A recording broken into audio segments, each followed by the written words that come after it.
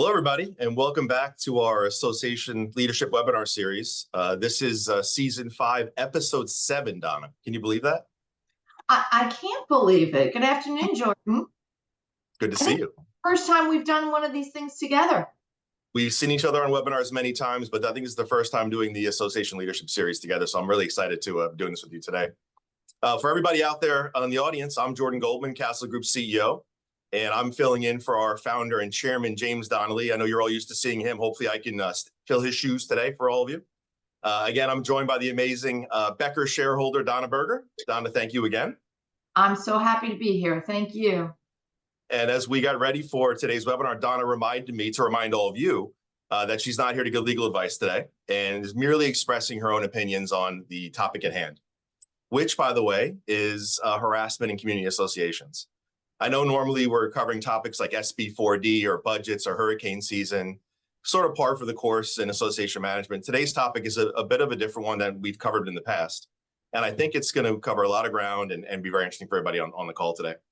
What I'd like to do, though, is I want to open up with a poll for everybody and ask if you've ever experienced or witnessed harassment take place in your community.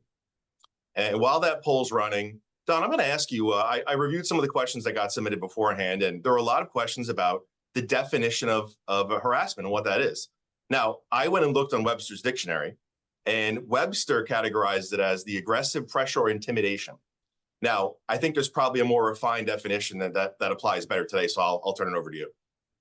Well, first of all, I think this topic is so timely, Jordan, because look what we're seeing play out on college campuses across our country, right?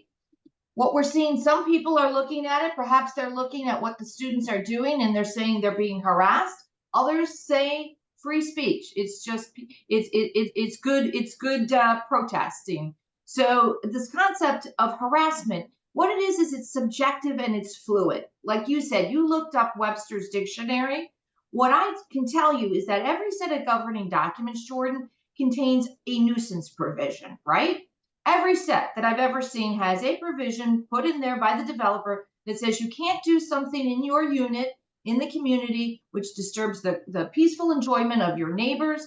Some of them are a little more fleshed out than others. So some will add words like annoy or harass. We think of nuisance often in terms of a visual nuisance, maybe an auditory nuisance. Somebody's playing their TV too loud or their music too loud. It could even be associated with smells coming from a unit or pests coming from a unit.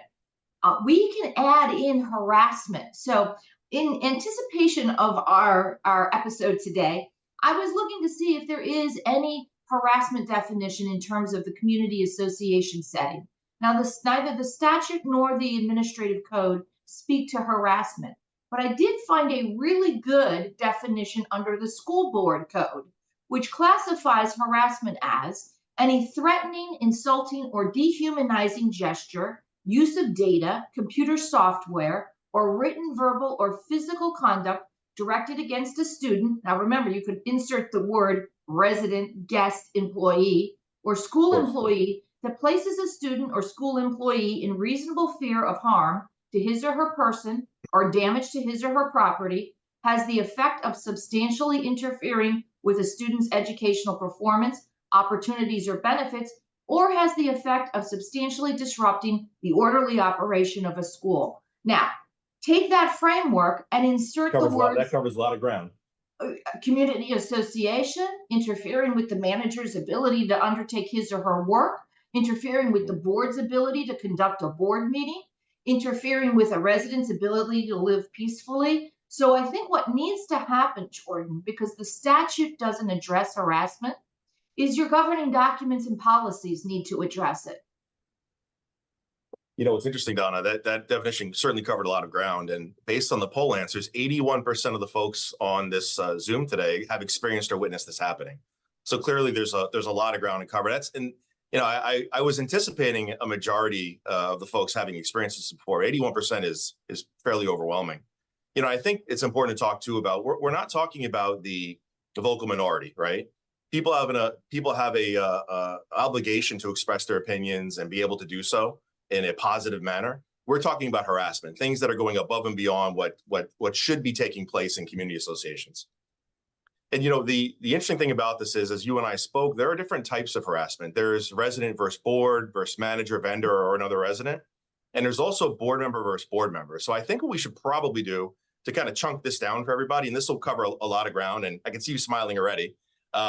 Maybe we start with a resident versus board member and kind of what happens in that case.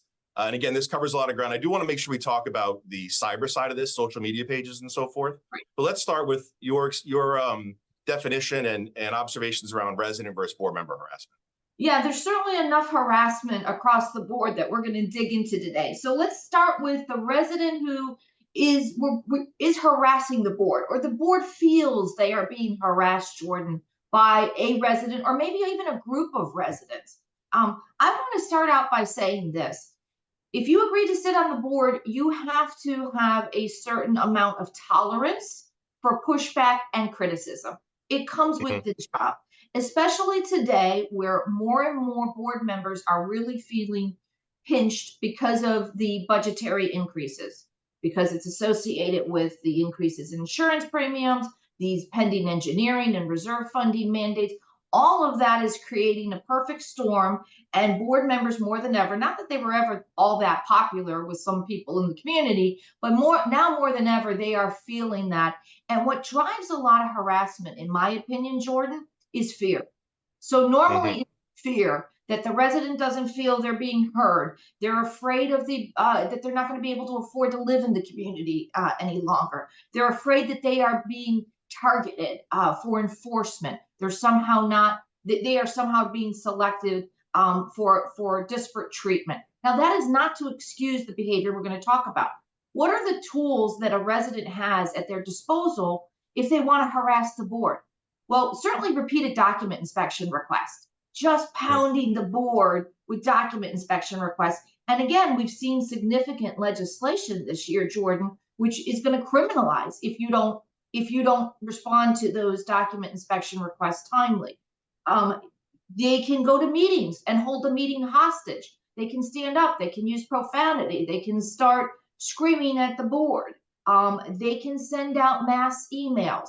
This one always gets me because a client will say, this resident has sent an email to the entire community or 90% of the community with a bunch of misinformation. And my first question is always, how did that person get all those email addresses? So all of the things I just mentioned, Jordan, need to be tightened up and addressed by proactive policies. Get a board rule on document inspection requests. Get a rule on meeting participation. Get a board rule on certified written inquiries, and certainly an email policy as well. You kind of have to, as a board, take your way out of harm's way, because you have to understand that not everybody in your community, especially the larger communities, is going to be happy. So you have to anticipate these kind of problems before they even occur. And we can break down each of these if you want to for further solution. I do, Donna. Let's go back a step, though. I think let's build some clarity here. So let's talk about the rights that an owner has in a board meeting. An owner wants to express themselves, wants to address a topic. Let's talk about what rights they do have within the current boundaries. So the owners have the right to address agenda items. And in an HOA, the statute actually says up to 3 minutes. In the Condominium Act, it doesn't specify time period, but a reasonable time period. Now, this has been kind of thrown out of balance a little bit because of the new legislation. House Bill 1021 now says that a condominium owner may bring up four times a year, because it says you have to have 4 meetings a year.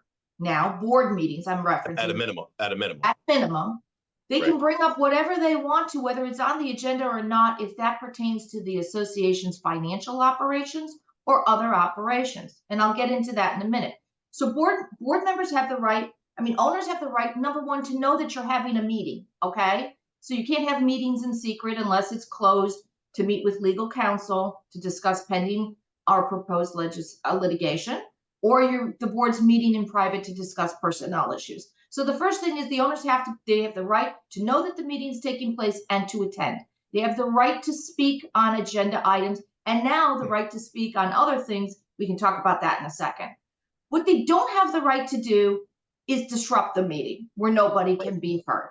So if Right. you've got people that are doing that, my suggestion one is make sure you have a meeting rule, which if they violate it, now they're subject to enforcement like fines or suspensions, or in worst case scenario, an injunction to keep them out of the meeting.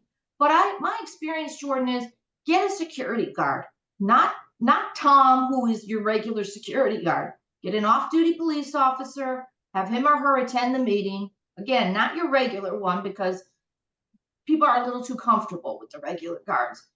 When in my worst communities that have this issue, we've only had to do that once or twice, and things settle down. If the person starts popping off, they get a warning. The guard will escort them from the meeting venue, and that tends to create a more reasonable framework. I think we'll have some takeaways, Don, as we work through this. So the first one I heard that I think somebody on this call could take away is meeting rules, adopting meeting rules. And would a board member do that with their association attorney? Is that typically the process to develop those and put those in place? Absolutely, because the worst thing you want to do, Jordan, is create a rule that you can't enforce. So that's where Hmm. legal comes in to say, hey, what is the extent of what we can do to create a reasonable framework around our meetings? The problem is, if you have somebody who's disrupting your meetings, board or membership meetings, the result of that is that people are less likely to attend those meetings. And Right, right. you want your members engaged in your meetings. So you want to get control. One of the things we often hear is, from the folks that are in the vocal minority or folks that are upset at a board meeting is typically they don't know what's going on. You sort of addressed this earlier, and I think it's incumbent upon us as association professionals to make sure that there's open communication and transparency amongst the membership. So people do come to the meeting informed and do know what's going on. They don't show up and think, what is this increase for, the special assessment, whatever the issue at hand is. If they're more informed, they're less likely to be upset. Would you agree? I would agree, and let me tell you, along those ends, the new legislation 1021 will now require you, if the board is going to be discussing the landscaping contract as an agenda item, you're going to have to add the contract to the agenda. So your owners will come armed, having maybe read the contract, perhaps completely misunderstood the contract. I think all our listeners have to be prepared for really lengthy meetings from this point out as a result of this legislation. Because I mean, I've been just like you, Jordan, I've been to so many board meetings over the years, and now that you're going to have people coming with the contract, you may not as a board have even really had a chance to discuss the contract yourselves, let alone be prepared to answer all the questions that your members may have about those contracts. Yeah, and Donna, we know how many legal experts live in all of our communities. There's quite a few, usually at every board meeting. So I think as we Are start you digesting close? exactly full contracts, we're going to have a lot of questions that come up, especially as the law expands and allows people to ask anything they really want to ask pertaining to the association. Yep. Talk to us about owner civility codes and board resolutions. I think this is an important tool that we have in our hip pocket that can be activated. And there's questions that came up, previous to this that were submitted around, can we fine owners? Let's bracket what abilities and what levers a board and association has to put the right rules in place. Yeah, I'm being asked to prepare more and more of these owner civility codes, Jordan. They're basically a board rule. So you first have to confirm with legal counsel that your board has the authority under your governing documents to pass rules. Most do. So assuming you do, an owner civility code is like any other rule, but you're laying out, again, a framework for the kind of decorum you want to see in your community. No profanity, orderly participation at meetings. If you create this owner civility code, remember it's going to apply to board members and owners. Everybody's an owner. Even if you're a director, you're an owner. So later we're going to talk about board versus board harassment. Everybody would be subject to the owner civility code. But how are you going to enforce it? So my next suggestion is, I talk to so many associations and say, do you have a finding or grievance committee in place? And a lot of them say, no, we don't. Now is the time you need to get a finding or grievance committee in place. We are not seeing a return to civility. What we are seeing right now is a lot of bad behavior, and a lot of it's driven by due to economic concerns. And we're also seeing a lot of sensitivity these days. I mean, we can talk about harassment again and how some people feel harassed And, it may be as a result of their own particular sensitivities. So we've got kind of, again, that push and pull. You need to have a finding or grievance committee in place. You need 3 people. They can't be related to the board or living or family members of the board, but they don't have to meet all the time. They need to meet when they're called into action. You really need to have that. You mentioned, Jordan, about social media, right? So that's another tool that if I really want to get under the board skin, what will I do? Maybe I'll set up a shadow website, or maybe, call it the association's name, and people will be misled into thinking that's the official association website. Or maybe I'll go set up a Facebook group regarding, concerned owners of XYZ association. My strong takeaway here is trademark your association's name and logo. You have a common law trademark, but it does not cost a lot to obtain a Florida trademark for your logo and your name. I had a podcast episode with my partner Valeria Angelucci on this topic. It's very cost effective. And if and when you do have somebody using social media sites, Jordan, as a harassment weapon, that will come in handy if you do own the trademark.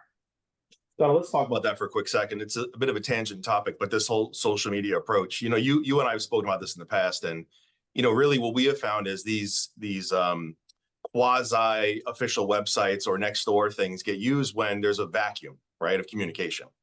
So, people go there to an unofficial place because there isn't an official place to find communication. So we've advised our team and our boards really not to engage on those unofficial levels of communication, whether it's Nextdoor or an unofficial Facebook page. And I'm curious, I'm sure you've been asked to opine on this often. What is your opinion on social media in general, and whether a board has a responsibility to respond to somebody on one of these unofficial pages? Well, I think my personal opinion is social media can get way out of hand if you're not monitoring it. But we just know, because of the recent legislation, Jordan, that more and more associations have to have websites. Okay, it's down to 25 for condos, and more HOAs are going to need websites. They're required by law to have them. So I would say for the website, absolutely, you may want to make a notice. This is the official website of XYZ association, and speak with counsel if there is a shadow website out there. Because when we're talking about protecting your intellectual property, it all hinges on whether or not the other person is creating confusion in the marketplace. To your point, Jordan, about these other things, yeah, I mean, listen, if there's a vacuum and you find that most of your people are not going to the website, but they like to go to Facebook, then maybe reluctantly, as an association, you should consider also having a Facebook group and letting people once again know this is the official social media site for the association. And there's ways to set this up. Speak to counsel, speak to your management team. There's ways to monitor, to have posts reviewed. I know I'm on a couple different municipal Facebook pages, and you have to submit your comment, and it's reviewed before it's allowed to be posted. The last thing you want is to create a page and not monitor it and have people slandering, have people, I shouldn't say slander, it's libel when it's written, defaming people on your page or sowing misinformation on your page. So I guess the takeaway is, if you need to know your audience, if most of your audience is on Facebook and not on your website, then you need to go where your audience is, because as an association, you want to control the messaging. You want to be where they go to find out information, not to someone else. Sounds like we need an entire episode dedicated to social media, is what I'm hearing today. So, and we certainly could fill an entire hour with that. I'm looking at the questions coming in, Donna, and then one keeps getting repeated here, so I want to address it. The question is, does HB 1021 apply to HOAs, condos, or both? It applies. 1021 is condos. 1203, which we're going to be talking about in Weston next week at our event, that's the HOA bill. Okay, thank you. Listen, let's move on, because again, we're covering buckets of harassment types. The next one I want to talk about is resident versus manager. I think this is an important one that it isn't often addressed, but I know we have some topics here to talk through. Oh, okay. So let me tell you, I've had some truly egregious experiences with residents in various communities who, for one reason or another, make it their life mission to harass an on-site manager. It can get dangerous. It can disrupt the association's operations. And, it creates a hostile work environment for that manager. So there's a couple things. And again, you know what, Jordan, whenever I teach a board cert class, I talk about mental illness. So experts say that 10% of the adult population is suffering from some form of mental illness. And then everyone starts doing the math in their community, like, oh, okay, that's how many we may have to be concerned about. We may be dealing with mental illness in a lot of these instances, but again, the focus is we need our manager, we need our employees to be safe and available to do the jobs for which they were hired. So what does resident versus manager harassment look like? Or it could even be board member versus manager harassment, because that's happened as well. What typically happens is you've got somebody who's coming into the office, they're sucking up the manager's time, but they're doing it in a menacing way. They're using profanity, they're getting in the manager's face, they're making accusations, they're sending emails that are inappropriate. I had one manager in a community where a resident sent her a picture. It was a horrific picture of charred corpses. And it was just meant to create terror. And that was when we called the police. She called the police. The police were working through that. I know we want to talk about police involvement later. Couple different solutions when you've got somebody harassing your manager. Number one, if you have an open door policy for the office, consider closing it. You let your people know, we have had an incident. We've had an issue for the manager's safety. For now, we are closing the office. And if you need to come in, make an appointment, okay? You can still call, you can email, but you need to make an appointment to come in. And you may want to do that from time to time if you're dealing with large repair and maintenance projects anyhow to get things done. I would not name the person who's doing it, but I would let people know that you are closing the door, the office for that reason. If any part of the harassment of the manager involves a threat, a verbal threat, I'm going to hurt you, I'm going to do something, call the police. Needs to be documented immediately. Also, you may want to hire security. So I've had a couple communities where we have posted a security guard outside the management office, and that seems to have calmed the problem down. It's interesting. We're obviously in a service industry, and we train our managers on how to de-escalate situations. But sometimes an issue can't be de-escalated. And while we have a policy in place on this call today, we've got, folks that work with other management companies and are self-managed, managing themselves. Do you have any recommendations on documentation when something does take place at the manager that's in the seat or the employee that's in the seat, how they should document or report the issue? Any thoughts on that?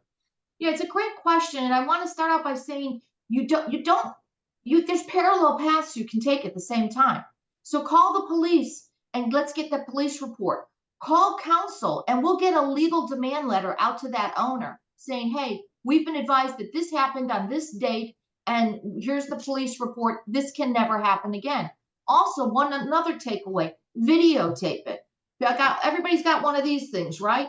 Pick up the phone. Say, I am Donna Berger. It is 12:26 on May 15th. I am taping you, Jordan Goldman.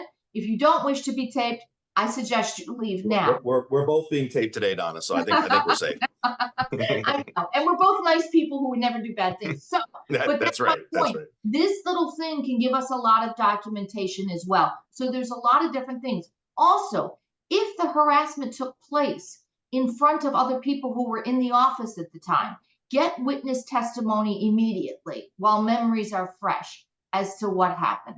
There's a lot of things you can do. We do need to document what is going on.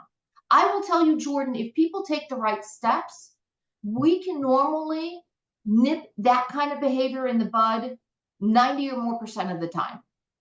Yeah, I think it's important for people to realize harassment has many levels, right? But when you get into threats or a physical altercation, there's a reason you should call the police, and the police are there to document and to make sure that they, if there's a criminal act taking place, they're there to investigate.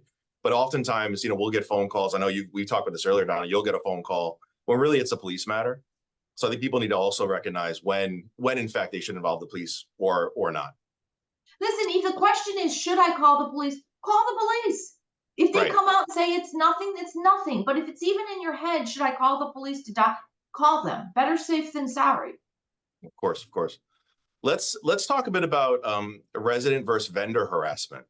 Again, this is a topic that isn't often covered, but does take place. And you've got the landscaper outside and the resident interacting with the landscaper, or we probably come up with 10 scenarios we both dealt with. What are your thoughts on resident and vendor harassment?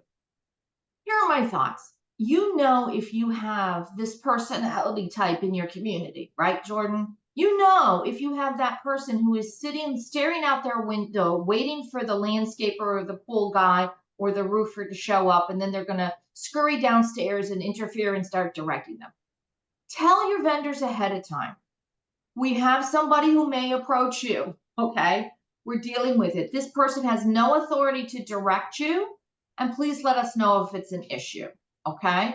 Again, if you have a resident who's going up to let's say a painter and starts screaming at the painter, because right now we've got a lot of that going on, right, with concrete restoration. We've got a lot of irritated people because they can't get out on their balconies because they're doing concrete restoration. You need to, first of all, let your contractor know that this could be an issue, that you're addressing it, and there needs to be communication. I will tell you, for the most part, most contractors, Jordan, have pretty thick skin. If they're doing business with condos and HOAs, they kind of know the landscape and what might. They know what they're in for. They know what they're in for. But again, this is another one where it would be helpful to have your attorney. I write many of these letters to say, you interfered with our contractor. They had to restage. They had to move to another stack because of you. If this happens again, we're going after you for the cost associated with that. And you need to talk to counsel to make sure that, again, whatever you say you're going to do, you have the authority to do under your documents. Yeah, and this sounds, again, like something that tucks underneath the owner civility code that you talked about earlier, where you have the ability to fine and all the steps that you can take. And then not that anybody wants to fine a neighbor or a fellow resident, but when things escalate to a certain level, that is a tool that every association should have in their tool belt. I think the last piece of this, when we're talking about, resident harassment, is resident versus resident, which probably the toughest one of the bunch. I mean, you're talking about neighbor and neighbor, and oftentimes those disputes are resolved between those two people. But there are times that it escalates to the association or board level, or they bring it to a board meeting, or there's a formal complaint sent to the board. That one gets very touchy. Again, we're dealing with people's homes and neighborly complaints. What are your thoughts on that, and what have you seen happen in the past? Well, you're going to want, first of all, this is where the owner civility code comes in, right? So if they are breaking a rule, the board has an obligation to enforce the documents. That's number one. So if you've got that language, or if they're doing something that violates the nuisance provision in your documents, the board can't take a hands-off approach because it's the board's fiduciary duty to enforce the governing documents. So the board must get involved. But let's say it's a type of behavior that really isn't addressed in the nuisance provision, and this association does not have an owner civility code, then it really warrants a conversation with counsel to decide if this is something that the association needs to get involved with. Let me give you an example. Secondhand smoke, right? That could be a nuisance, excessive secondhand smoke. If you're in a community that has actually added an amendment to say no smoking, and now there's the back and forth, I can still smell my neighbor's smoke, the association really does have an obligation to enforce the governing documents. That's something you need to talk to counsel about. But there's other times where maybe it's not a proper use of common funds to insert yourself. All of these resident versus resident arguments, Jordan, really require at least one conversation with counsel to try to figure it out. Don't try to figure that out on your own. One thing I will say, if there's any threat of violence, if the manager is made aware of that, I would want my manager to let the board know immediately, or at least within 24, 48 hours of what was brought to their attention. The reason I say that is there is case law out there. None that I'm aware of in Florida, but there was a DC case where a resident complained to the manager that a neighbor was stalking her, and nothing was ever done. Okay, it was never communicated to the board. Board never took any action. Manager didn't take action. That resident was stabbed. She lived, thankfully, but she sued both the management company and the association. So boards cannot assume that they have no potential liability for resident versus resident harassment. particularly if there have been threats of physical violence. Yeah, the stories are scary that you see out there. There was one recently I saw in Palm Beach where two neighbors were arguing over a garden hose and one shot the other neighbor. Just happened a couple weeks ago. And Yeah. I don't know what the association involvement was at that point, if any at all, but these things do happen. And if there's a chance to de-escalate the situation, it's incumbent upon all of us to attempt to do so, obviously. Well, and along those lines, there's been some horrific tragedies here in South Florida with managers who have been shot and killed Mhm. as well. So this is why that office policy is going to be so important as soon as you know if you have a potential threat against your manager. Yeah, I'd agree with you. Let's jump into another poll question here. I want to launch a poll question for all of you and ask if your board has ever adopted or has adopted a board member code of conduct. And while that's running, Donna, let's talk about the last sort of bucket of harassment to talk about today. And then we'll get into some open questions, some other thoughts. Board member versus board member. Now, this does happen, right? Oh, more Okay. often than you would imagine. Yes. Okay. And let's talk about, first of all, the usefulness of a board member code of conduct, and then, how these things play out. Let's start with the board member code of conduct first. So 5 years ago, Jordan, I was never asked for a board member code of conduct, nor did I suggest it. But over the last few years, this is becoming more and more commonplace. And actually, it was born out of a conversation I had with an insurance expert who said more and more insurance companies who are issuing D&O, which is directors and officers policies, they don't want to be issuing policies for dysfunctional boards. So what makes a board dysfunctional? Well, what makes a board dysfunctional, look, not everybody has to agree on everything, right? And it's good to have differing opinions, differing voices on topics. But what you don't want is you don't want factions on your board. You don't want board members leaking privileged and confidential information outside the closed loop of the board. You don't want board members using derogatory language towards each other. You want to have a certain decorum when you're conducting the association business. And this has never been more important, Jordan, than right now in Florida because of the legislation, because of the deadlines that are coming up, because of the fact that we have language in our statutes that say if the board doesn't do certain things, they are in breach of their fiduciary duty. So you all don't have to like each other, but you all have to figure out a way to work together. So a board member code of conduct, and I've done many of them, is adopted, let's say this first, by a majority of the board. In other words, if I'm a 7-member board and 5 people vote to adopt this and 2 people don't, we're all bound by it. So the 2 people who say, I don't agree with this, that doesn't matter. You're still bound by the board member code of conduct. It can be very brief. I've done 11-page board member codes of conduct that lay out everything.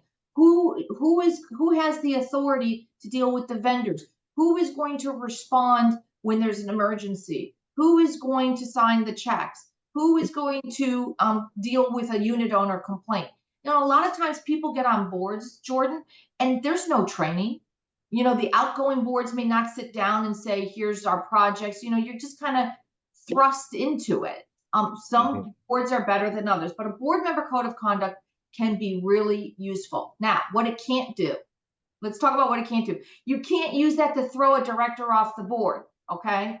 What you can do is if you've got, let's say you got an out of control board president, at any point, your board can sit down and have a vote, what's called an organizational vote, and you can remove Sue as president if she's not living up to her her fiduciary duties. She'll still be on the board, but she won't be president. And I'm kind of shocked at how few boards really want to do that, Jordan. They know that this president or vice president or treasurer, this officer is a problem, but they still don't take the necessary steps to remove them from office. By the way, that is the one time that a board can vote by secret ballot. So you can hand out slips of paper, say, who do you want to be turn them in. It's the only time boards can vote by secret ballot. And I don't know why they don't do it more often, because if you have a rogue officer, that's a problem for the entire board. Yeah, I wonder how many people are aware that. I certainly wasn't aware that that's a secret ballot situation. And you don't see, to your point, you don't see it happen, play out that way very often. I think maybe perhaps they think that they're still on the board, so they still have a vote, but it really is a lever that boards can pull if necessary and needed to. Donna, a question for you. The poll responses are very interesting. It looks about half of the folks have not adopted a board member policy, and 25% have said yes, and 25% have said they don't know. So it's an interesting point here that, it looks like the majority probably haven't. And you certainly have made a point that it's very important to do so. And Can the I first step. add something Yep, to no, that, please. George? So Please. the other thing is when we're talking about board member versus board member harassment, let's talk about the other forms that takes. You may have a board member who is inserting himself or herself in your vendor relationships, and they've not been asked to do this. This could be a director who is contacting your lender and talking about your upcoming loan or your open line of credit. This could be a director who is directing your concrete restoration folks, and they have not been asked to do this. So I think one of my suggestions, my strong suggestions, is if you know that you have this kind of dysfunction on the board, let your vendors know who your authorized contacts are, because we're talking about the difference between apparent authority versus actual authority. Some of the most egregious cases I've seen are when a board member who has no real authority signs an agreement binding the association, and they have under the law apparent authority to do that. Now, if I've already told that vendor that this director has no authority, then we can extricate ourselves from that contract, because we can say, you vendor knew or should have known that this director had no ability or authority to sign that contract. So if you've got the dysfunction, let your vendors know, here's who you're going to be talking to. Jordan and Donna are your only authorized contacts, nobody else. And then I would also say, with board versus board dysfunction harassment, work with experienced counsel, because, some attorneys get played. They don't know that they're actually doing the bidding of just one board member or a faction of the board. When I get the sense that there is a personal agenda, I get the whole board together, either in person with me or by Zoom, and we sit down and we talk it through. But I think experienced counsel can also help nip that board versus board member harassment in the bud. Yeah, Donna, it's probably never been more difficult than it is now to be a board member. And obviously just as rewarding. I mean, you're stewards for the association you live in. It's also your home. But to your point, with things like SB4D in a condo situation, insurance issues, the civility issues that we've been talking about a bit today, and we hear all the time, it really has never been more difficult. So I think it's very important. And you've unlocked some tools that everybody can use on how to build some rules, regulations, guidelines into how to help manage this. Interestingly, on the questions that are coming up, I'm seeing a few about that are interested about how does a resident deal with a board that's harassing, or a board member? So you kind of addressed some of this, but there's a board member that's acting, let's call it unruly in a board meeting, and shouting down a resident that maybe is within their rights to ask a question. I know this would probably fall under the board civility code and the board member code of conduct we talked about, but any advice you can give out there? Because we've got lots of board members on the call here today, and how a board member that's observing that would address that behavior. Yeah, I mean, listen, just because you're serving on the board does not insulate you from all of the tools that we've just talked about. So if it's a board member at a meeting who is harassing a member of the audience who's trying to speak, the first thing I would say to that board is the rest of the board needs to shut that person down. Because remember, we talked about the fact that there are now obligations to allow people to speak on certain items. And one of the things you may want to do is pass that rule regarding the agenda items that can be discussed. And we can, if we have time, we can talk about that later. Let's stop there for a quick second if we can, just while we can address it. If you're on a hybrid meeting or a Zoom board meeting, is it appropriate for another board member to mute another board member, or to mute a resident? We've seen that mute button being played. We talked earlier about how I'm on mute is probably the best phrase that we've had in the last 3 years, the most frequently used one. How appropriate is the use of the mute button in a meeting that's virtual like this? So, when it's happening live and you don't have a policy ahead of time, it's very hard to regulate. So that is why have those policies ahead of time. And I've done a lot of those Chapter 617 resolutions for online participation. Figure that out ahead of time. When is it appropriate to use a mute button? Because once we're in the middle of it, yeah, you'll have to take that up at a subsequent meeting. So if that happens, if anybody's at a board meeting and the director is inappropriately muted, make sure that's a topic of discussion for your next board meeting, and pass a resolution going forward as to when it would be appropriate and who can do it. That's, again, the level of informality in our communities, Jordan, that we've seen in the past because of these complicated new laws and because of where we are as a society as a whole. We need more formalized operations. And this is where you come in, and this is where I come in terms of helping associations adopt these kind of policies. But like if it happens now, you're going to have to suck it up, right? And you're going to bring it up at the next board meeting and you're going to come up with a policy. Yeah, a lot of this is experiential, right? Like, who would have thought we'd be talking about writing in a policy about using the mute button? So, Right. to your point, as these things come up, that's when they have to be addressed at either in the moment or the next board meeting. But having the right policies in place would certainly mitigate a lot of these issues that we're seeing. If I can, Don, I'm going to work through some of these questions. We've had some building up here as we've worked through this hot topic about harassment today. The first one I want to make sure we knock out is there's a question here. It's interesting. I've seen 3 of these now. How they handle stalking, and I'm gonna. Can I answer this one first? Would you mind? Of course. Okay. Go ahead. Call the police. Call the police. Right. Again, going back to our point earlier about a criminal matter versus an HOA complaint or HOA issue that can be de-escalated. If that term is being thrown around, you absolutely have to call the police, and it needs to be documented, and you need police involvement. And I'm assuming you'd agree with me, Donna, right? Yes, and let me say this, I had a stalker once, and so I can completely empathize with anybody who's going through that.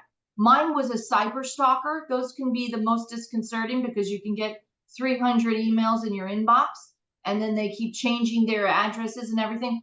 Physical stalking is even scarier. So to your point, call the police, document. Sometimes you don't even know. Sometimes it's not an owner. There's a lot of people coming in and out of these communities, right? There's tenants, there's guests, there's invitees, there's contractors. So, but have, again, something to talk about as a board. Be proactive. But I completely empathize, and the police can help. And there are cyber crime. If the stalking is the cyber variety, Jordan, the police have a cyber crimes unit. Most local police departments do. And certainly if it's of the physical kind. But if there is stalking, let's talk about security cameras in the community, right? Report it to the board, because that may be another thing. You may want to enhance the number of video cameras as well.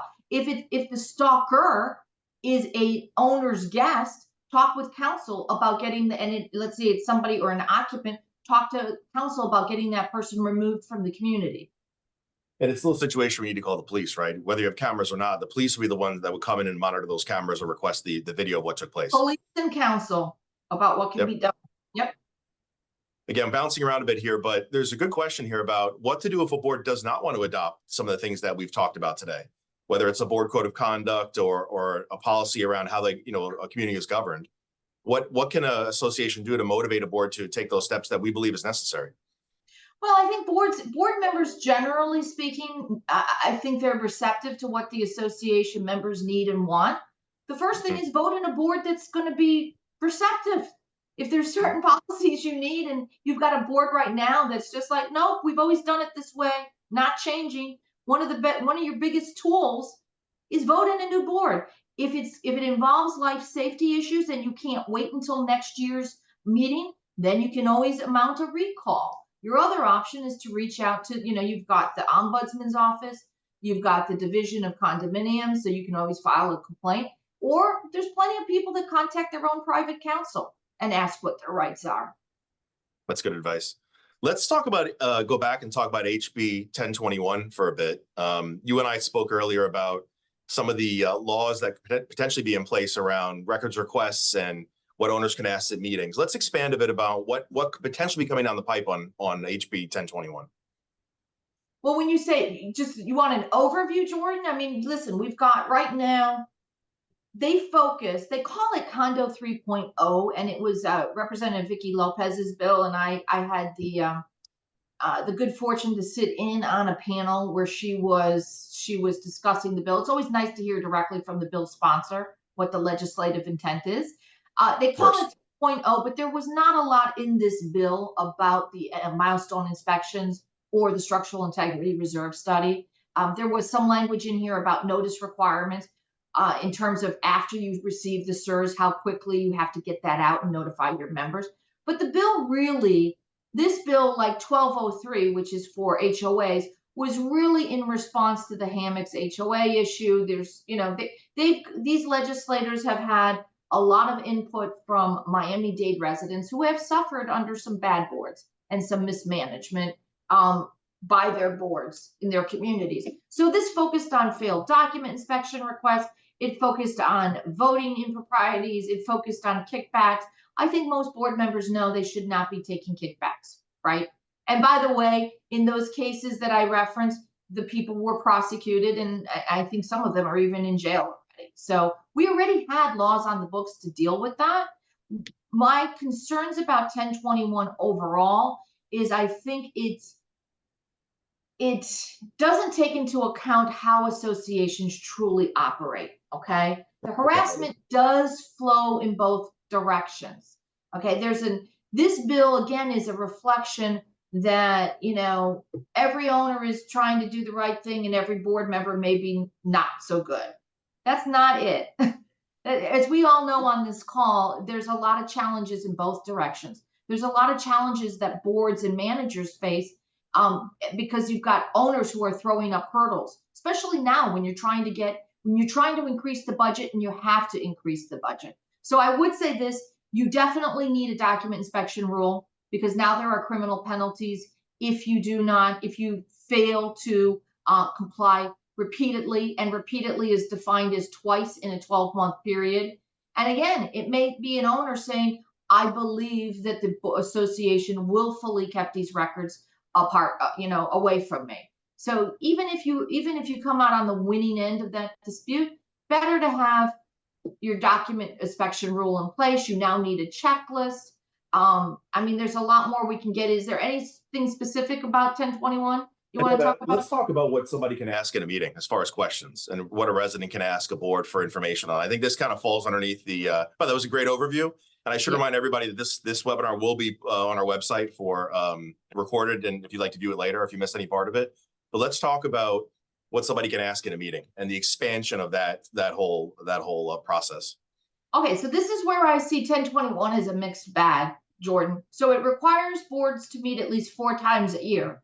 I think that's a good thing, because if I lived in the community where the board never met, I think that's a problem. So requiring boards. Donna, when you say boards, you mean condos, homeowner associations, developer-controlled associations? Can you bracket that for us? Developer-controlled condos. It's in 718 and co-op too, 719, not the HOAs. But so everybody.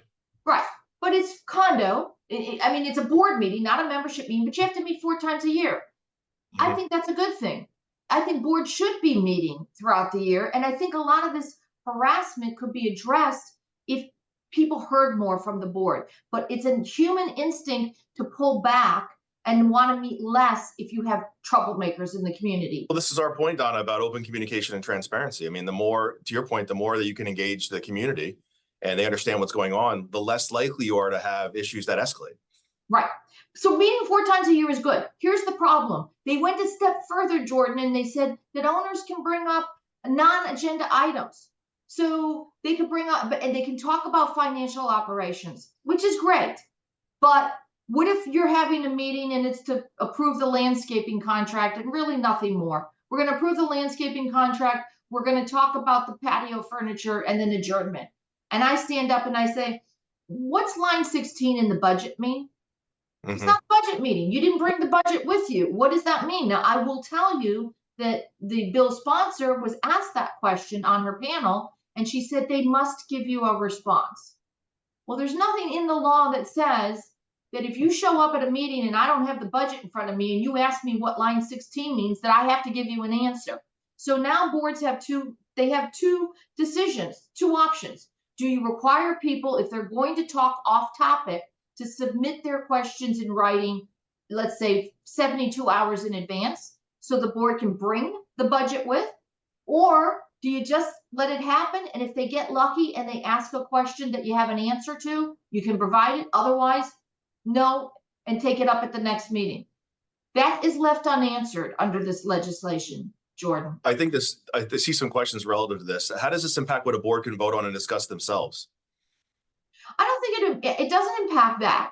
Okay, so they haven't put the brakes on that. I think the board, you're going to follow your agenda, right? So if your agenda item was, we're going to vote on a new landscape contract, and you've gone through it, you may have a very lengthy board meeting because you've attached the landscape contract. You may have a lot of questions. You're going to need you're going to need to have a time limit. So that's another thing. If you don't have a board meeting rule that sets any sort of time limit, you may have somebody stand up and filibuster for 30 minutes. And I've seen it happen. Yeah, I could see this creating frustration, right? You've got people there that may come up there and want to talk about the legalities of the contract related to the landscape vendor, to your example.